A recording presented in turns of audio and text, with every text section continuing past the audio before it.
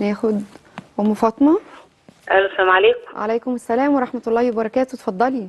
يا دكتوره لمياء، عامله ايه يا حبيبتي؟ الحمد لله بخير، اهلا بيكي. يعني فرحانه ان انا كلمتك، والله انا بقالي سنين بتابعكم والله العظيم. حبيبتي نورتينا. المرض يا رب، الله يكفيكي شر المرض يا رب، انت وكل الناس الجميله اللي بتجيبها معاكي. امين يا رب، امين يا رب. حبيبتي انا بقالي 17 سنه متجوزه. ماشي، جوزي بيسيبني بالشهور وبالايام. بصي انا يعني احنا كويسين خالص مع بعض ومعانا 3 بنات، وانا والله العظيم ربنا عالم انا بعمل ايه. ماشي، طلعته من حاجات ياما وقفت جنبه ياما، وبرضه بيسيبني وبيبات بره، واجي اتكلم مع حافظنا عن المشغول. شغل ولا بيبات في شغله ولا بيبات بره فين؟ لا لا لا، بيبات بره البيت، ما بيباتش في شغل. ماشي، اجي اكلمه يقول لي ده انا مخنوق، سيبيني دلوقتي، مش عارفه طب انا اجيب منين لبناتك، مش عارفه ايه، انا تعبت ابو فرحه، اعمل ايه، مش عارفه ايه. يقول لي انت طب انا اعمل ايه، طب انا اخر مش لاقي اجي لك نسمعه بين الناس، طب تعالى بس في وسطنا، انا معايا 3 بنات، انا طب اروح فين، طب ما ينفعش ساكنين بالايجار والتزاماتنا. ماشي، واتصرف واعمل اكل لبناتي، واتصرف وادفع ايجار بيتي، واتصرف بصي ربنا عالم انا عامله ازاي. ايوه، هو بيقول لك ايه السبب انه بيبات بره؟ ما بيقولش حاجه، بيقول لي انا مخنوق، اجيب منين، ما انا مش لاقي شغل. هل هو انت مثلا كل ما بيجي البيت انت بتقولي له محتاجين كذا ومحتاجين كذا وهو ما معهوش؟ لا هو معاه، لما بيبقى معاه انا بطلب، ما معهوش بسكت، بس عايزاه يقعد معانا، معاه ما معهوش عايزاه يبقى في وسطنا، عايزاه مع بناته. انا عندي بنتي في اولى اعدادي، وبنتي الوسطانيه في 5 ابتدائي، والصغيره خالص عندها 4 سنين، وربنا عالم انا محاجيه على بيتي ازاي ومحافظه على طب بيتي. هو بيقول لك هو بيبات فين؟ لا بيقول لي ببات في الشارع. الشارع ازاي؟ طب ما بيتك اولى. يقول لي ما انا بات في الشارع، اعمل ايه، ما انا مش لاقي، اجيب لكم منين؟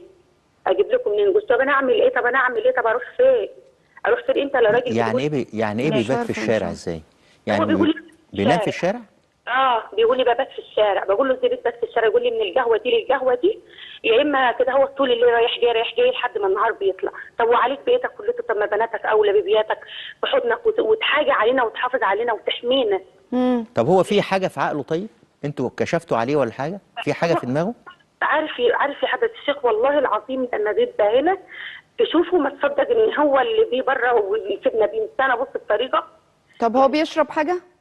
لا ابدا، سجاير بس. الحاجه الثانيه دي لا، سجاير بس. والله انا حتى فتشته كذا مره، سجاير. ماشي. عارفه هو معانا عايزين حاضر، برضه اللي ربنا قدرنا عليه، والدتي اللي ربنا قدرها عليه، اهلي، الناس اللي حوالينا عارفين ظروفنا وكده. هو بصي ساعات لو لقى معايا حاجه يعتمد عليها ويقعد ما يشتغلش. ماشي.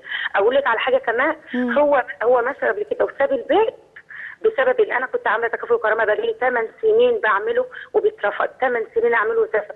لما ربنا كرمني انا ماشيه على عكاز وعندي عجز في رجلي وعمليتين في رجلي ما عملتهمش بسبب وزني، بسبب وزني 150 كيلو، نزلت بقيت 111 كيلو دلوقتي عشان اخش عمليات على نفقه الدوله. بعدين ربنا كرمني واحده قالت طب تعالي، ما انا مش عارفه نعمل عشانك، هنعمل عشان بناتك. عملت لي، فبقول له لما تيجي الحمد لله حاجه تسند، حتى لما تبقى مش لاقي ما تسيبناش وتمشي، حتى على الاقل ندفعه ايجار شقتنا. ماشي. حاجه تسند. يقول لي اديها لي ليه، ولان انا ما رضيتش اديله الرقم والبطاقه والكارت بتاع في تكافل وكرامه ده. بيعاقبك يعني؟ مشى وساب البيت يا دكتوره، مشى وساب البيت. بقول له كل ده عشان ما تتلاقي، ده انت المفروض تفرح ان حاجه جت لبناتك، ده دروس ومدرسه والتزامات، وانا مش لاقي اروح فين. ماشي. وحطي على كل اللي انا بقوله لك ده، انا مطلعاه قبل كده من 15 سنه حكم عليه، اتدليت عليك وعلى غيرك ولميت له 25,000 جنيه وطلعته في 4 شهور. رحت جمصه مرتين لوحدي على الطريق، اللي حماني من الطريق وغدر الطريق القران، قريت نص القران وانا ماشيه عشان يونسني وعشان ما يطمعش حد فيه، كنت بروح له بطول. طب انتي سؤالك دلوقتي ايه؟ سؤالي انا ساعات لما بيعمل معايا كده بحس ان انا ماليش لازمه في البيت، بحس ان هو مستهتر بيا، ماليش اي حاجه. بعدين والله ربنا عالم، قسما فتحت عرضي بناتي الثلاثه، ربنا عالم انا مش مقصره معاه في حاجه. واقول يا بنت حرام عليكي، عامله فيها. طب فين اهله طيب؟ اهله مالناش فين. مالهم؟ امه وابوه ميتين. لما كانت امه عايشه كان بيروح ينام عندها، اروح اتكلم معاها تقول لي هو هيجيب لك منين؟ هو هيجيب، طب انا يما اعمل ايه؟ طب انا اجيب منين البنات دي؟ تقول لي طب هو هيجيب لك منين؟ طب ينفع يما يبات معاك؟ تقول لي امال هيروح فين؟ ابني يجي يخبط عليا هفرشه. الله يرحمها ويسامحها، هي ماتت دلوقتي. ماشي. بصي بقى انا دلوقتي يعني هو ده الطبع ده فيه من زمان، ان هو لما يعني لما بيحس ان انت ضاغطه عليه في المسؤوليه او بتطلبي منه حاجات بيمشي. طيب هي مش معانا. اتفضلي فضيله الشيخ. طيب هي طبعا حالة غريبة جدا، ولكن الحقيقة هي موجودة. في ناس كتير كده. وهو مسألة الهروب من المسؤولية. طبعا. مسألة إلقاء المسؤولية على الزوجة، مسألة أحيانا يصل به الأمر إنه يبقى مش عايز يشتغل والزوجة هي اللي تشتغل وهي تنفق على البيت، عشان بيبقى خلاص اتكل عليها ان هي هتعرف آه. تتصرف. فالحقيقة يعني احنا بننسى ان الحياة الزوجية ديت حياة تقوم على شريكين، كل منهما له مسؤولية تجاه الآخر وتجاه البيت. يبقى مسؤولية الرجل تجاه المرأة حمايتها ورعايتها وتعيش في أمان وينفق عليها، وتجاه البيت انه يحافظ على البيت، انه لا يعتدى عليه، وكده بيعرض البيت للخطر وبيعرض المرأة للفتنة، ان الواحد يسيب البيت.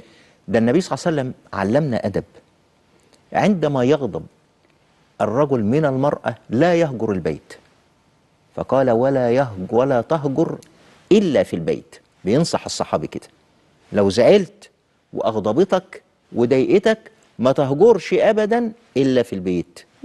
ودايما نقول حتى لو هتهجر ما تروحش غرفة تانية وتنام فيها. اصل كل ما بنبعد المسافة كل ما المشكلة تزيد الجفاء اكتر. بيكتر، يعني من أوضة لأوضة المشكلة تزيد. بالضبط. من بيت لبيت المشكلة تزيد. بالضبط. فلذلك هو طبعا مخطئ، بس حد يتدخل، لأن دي حالة غريبة جدا إن واحد ينام في الشارع ويسيب بيته. يعني المرأة مش هتبقى سيئة للدرجة دي يعني.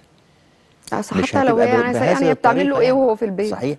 فلذلك يعني ربنا يعينك ان شاء الله، بس اكشفي شوفي يمكن في حاجه امر نفسي عنده او حاجه، لعله ان شاء الله.